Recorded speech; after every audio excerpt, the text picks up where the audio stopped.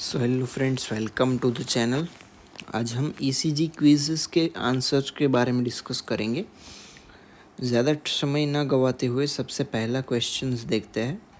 A 70 years old male patient in ICU. You saw this rhythm in monitor. Now tell which rhythm is this and how to manage it. Which investigation is necessary. तो यहाँ पे एक ECG rhythm दिखाया गया है, वो कौन सा है उसके बारे में हमें उसको आइडेंटिफाई करना है और उसका इन्वेस्टिगेशन क्या ज़रूरी है ऐसे रिदम के वक्त, और उसको मैनेज किस तरह से करना है।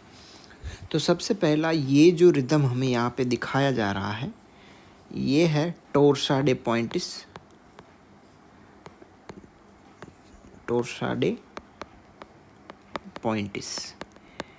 ये टोर्सा डे पॉइंटिस रिदम है।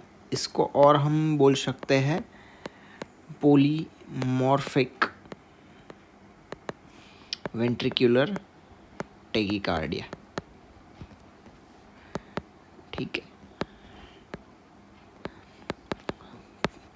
पॉलीमॉर्फिक वेंट्रिकुलर टेकीकार्डिया या फिर बोलेंगे टोर्सा डे पॉइंटिस।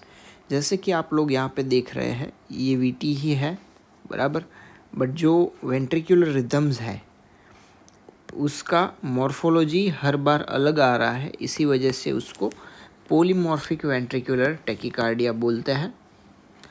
नाउ चलिए अभी हम देखते हैं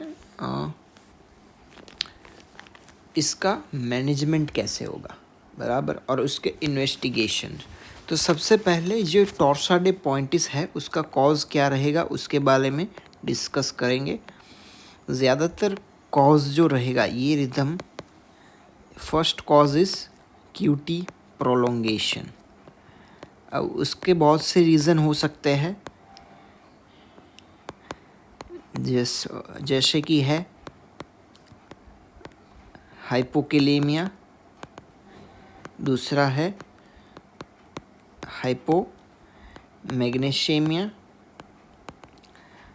और हाइपोकैल्सीमिया। ये तीन कॉजेज़ की वजह से कभी कभार क्यूटी प्रोलोंगेशन होता है, और क्यूटी प्रोलोंगेशन की वजह से टोर्सा डे पॉइंटिस होता है। The second cause will be the bradycardia. कभी कभार ज़्यादा ब्रेडिकार्डिया होने की वजह से भी टोर्सा डे पॉइंटिस होता है। इसके और भी बहुत सी कॉजेज़ है। क्यूटी प्रोलोंगिंग कुछ ड्रग्स है, क्यूटी प्रोलोंगिंग ड्रग्स, जिसके बारे में हम बाद में बात करेंगे। And the fourth cause is congenital long QT syndrome, ये भी एक कॉज है। तो ये क्यूटी प्रोलोंगेशन इसके कुछ कॉजेज़ है जिस वजह से हो सकता है। ब्रेडिकार्डिया में CHB भी होता है कभी कभार, और साइनस ब्रेडिकार्डिया भी कभी कभार प्रेसिपिटेट करता है। Now let's see how to manage it. अब सपोज सबसे पहले इन्वेस्टिगेशन की बात करेंगे तो सीरम पोटेशियम, सीरम मैग्नीशियम और सीरम कैल्शियम, ये तीनों लेवल्स का इन्वेस्टिगेशंस कराना ज़रूरी है ऐसे पेशेंट में जिसमें टोर्सा डे पॉइंटिस होता हो बराबर, बिकॉज हाइपोस्टेट में क्यूटी प्रोलोंगेशन होगा और जिस वजह से टोर्सा डे पॉइंटिस हो सकता है। अब मैनेजमेंट की बात करें तो मैनेजमेंट दो किस्म का रहेगा। सपोज पेशेंट अनकॉन्शियस है, फर्स्ट जो रहेगा, अगर पेशेंट अनकॉन्शियस हो गया तो उस कंडीशन में हमें इमीडिएटली CPR स्टार्ट करना है।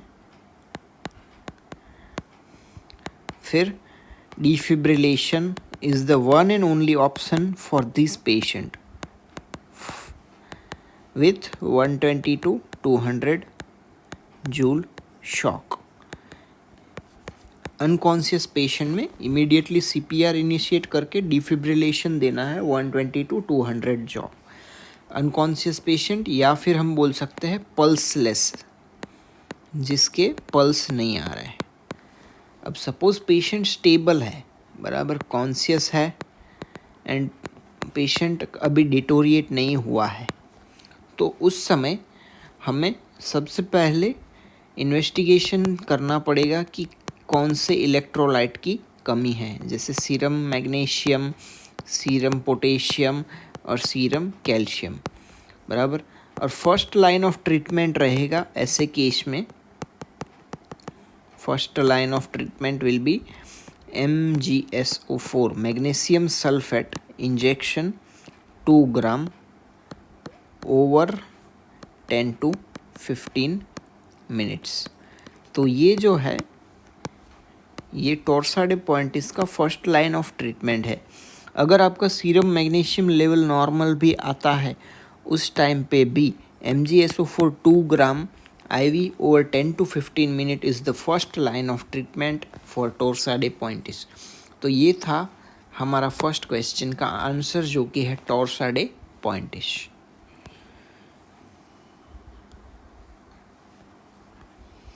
Now let's go to the next question. Second question ये है, you are working in ICU, has a patient who had a AWMI।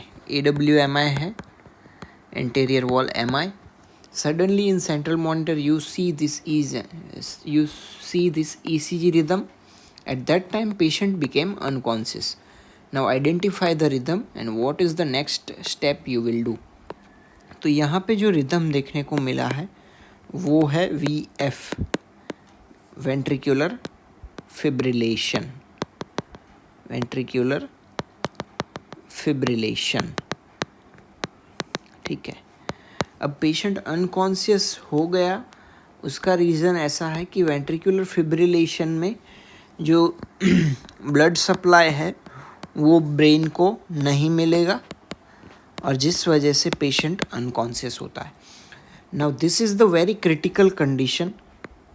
There is only one way in this condition.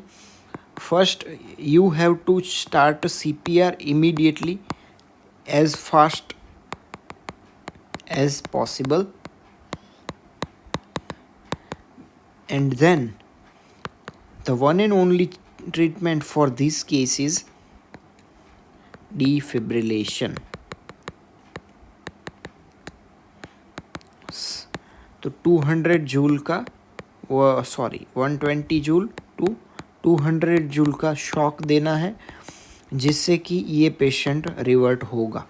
ऐसे condition में patient का heart बंद होने का यानी collapse होने का बहुत ही चांसेस रहता है। तो इसका वन एंड ओनली जो ट्रीटमेंट है या फिर मैनेजमेंट है वो रहेगा defibrillation for initially as a life saving procedure. यहाँ पे CPR और defibrillation is the key component to save the life of patient. तो थैंक यू। आज के लिए हम 2 क्वेश्चन ही करेंगे, बाकी के 2 क्वेश्चन नेक्स्ट वीडियो में देखेंगे।